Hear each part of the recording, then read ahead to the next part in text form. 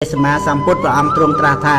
អ្នកឈ្នះតែងប្រទេសនៅពីអ្នកចាញ់រមែងដេកជាទុកឯអ្នកដែលស្ងប់រងាប់បានលះបង់នឹងការឈ្នះចាញ់ចោលហើយរមែងនៅជាសុខគ្រប់អរិយាបថទាំង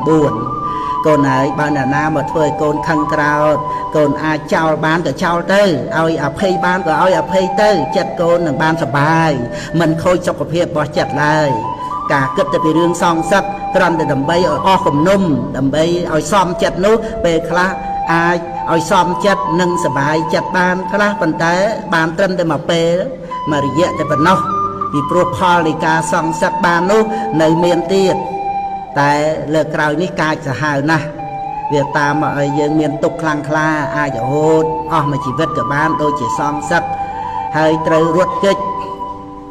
មិនអាចរស់នៅក្នុងកន្លែងដើមបានសងសឹកឲ្យខ្លួនឯងត្រូវទៅដេកក្នុងគុក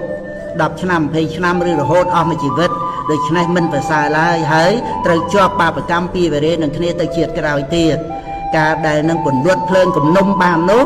នៅត្រង់ការឲ្យអភ័យនិងនៅត្រង់ការមិនចងពៀ